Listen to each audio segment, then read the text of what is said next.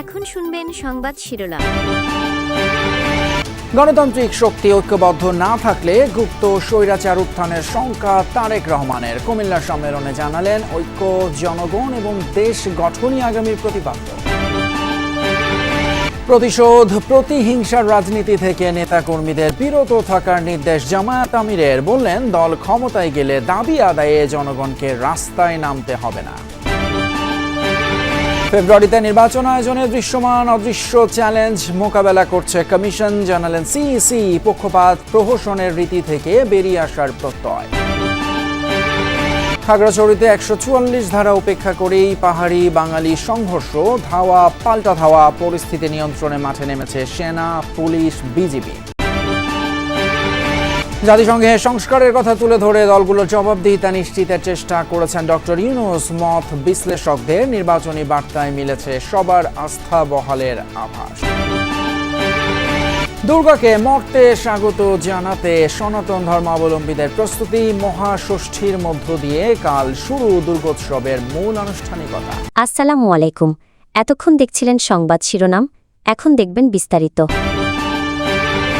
সকল গণতান্ত্রিক শক্তি ঐক্যবদ্ধ না থাকলে দেশে আবারও গুপ্ত স্বৈরাচারের আবির্ভাব ঘটতে পারে, এমন আশঙ্কা প্রকাশ করেছেন বিএনপির ভারপ্রাপ্ত চেয়ারম্যান তারেক রহমান। তিনি বলেন, জনগণ যেভাবে চায় বিএনপি সেভাবেই পরিচালিত হবে। কুমিল্লা দক্ষিণ জেলা বিএনপির কাউন্সিলে দলের স্থায়ী কমিটির সদস্য সালাউদ্দিন আহমদ বলেন, রাজনীতি দিয়ে যারা ইসলামকে বিভক্ত করতে চায় তাদেরকে ব্যালটের মাধ্যমে জবাব দেবে বিএনপি। আরফিন শাকিলের প্রতিবেদনে বিস্তারিত। দীর্ঘ ১৬ বছর পর কুমিল্লা দক্ষিণ জেলা বিএনপির কাউন্সিল সভাপতি ও সাধারণ সম্পাদক পদে ভোট না হওয়ায় নেতাকর্মীদের মাঝে উৎসব আর আগ্রহ ছিল অনেকটাই ম্লান।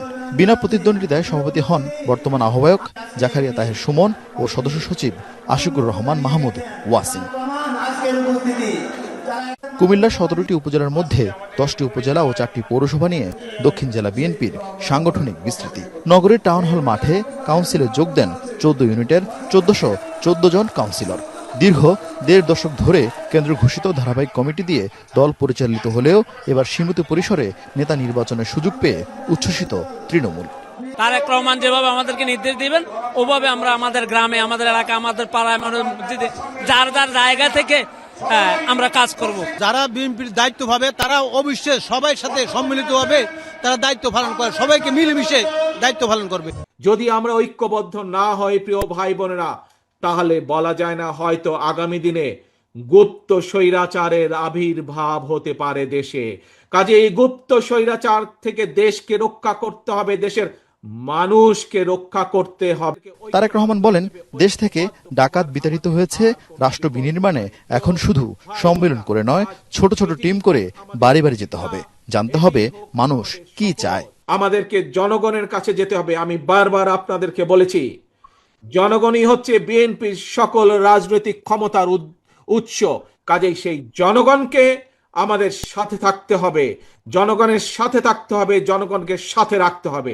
জনগণের সাথে যদি থাকতে হয়, জনগণকে যদি সাথে রাখতে হয়, তাহলে জনগণ যেভাবে চায় আমাদেরকে ঠিক সেভাবেই চলতে হবে।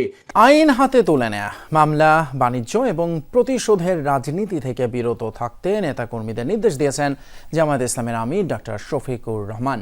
শনিবার সন্ধ্যায় রাজধানীর ইব্রাহিমপুরে এক মত বিনিময় সভায় এই নির্দেশ দেন তিনি। এর আগে সকালে পৃথক এক অনুষ্ঠানে জামায়াতের আমির বলেন, তার দল ক্ষমতায় গেলে দাবি আদায়ে রাস্তায় নামতে হবে না জনগণকে।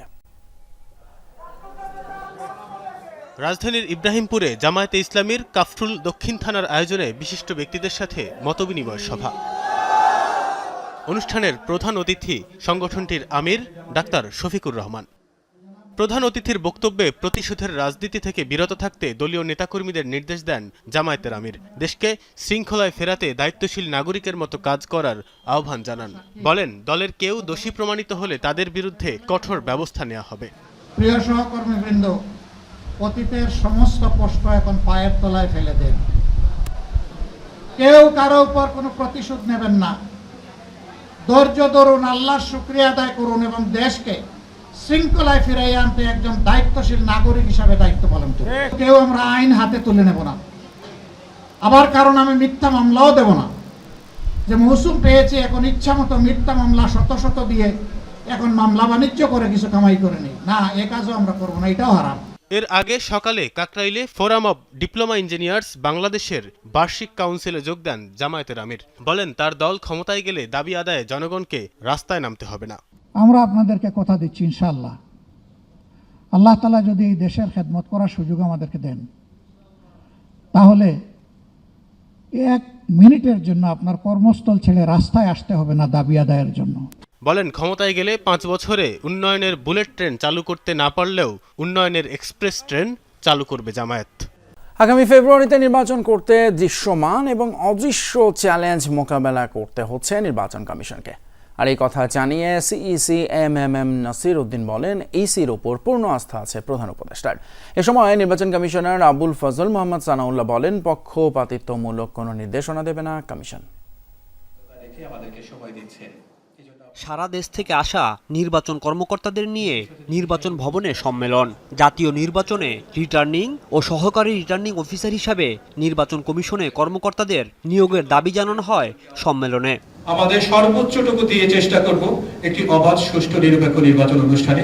কমিশনাররা জানান, সততার সঙ্গে কাজ করলে নির্বাচন কর্মকর্তাদের দাবি পূরণ হবে।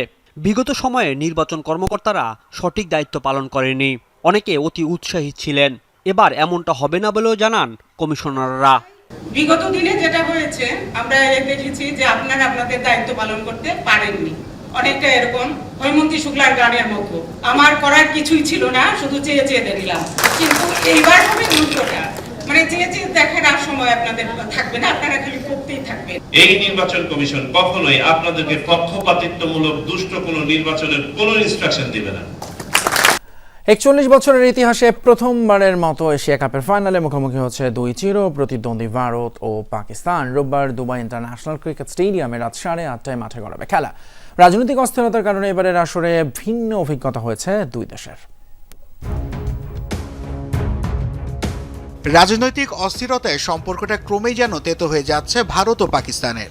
সম্প্রতি সেই টানাপোড়েনের ছায়া পড়েছে মাঠে। পেহেলগামে সন্ত্রাসী হামলার প্রভাব দেখা দিয়েছে এশিয়া কাপে। ভারত অধিনায়কের হাত না মেলানো কিংবা খেলা শেষে ড্রেসিং রুম বন্ধ করে দেওয়া ছিল আলোচনার শীর্ষে।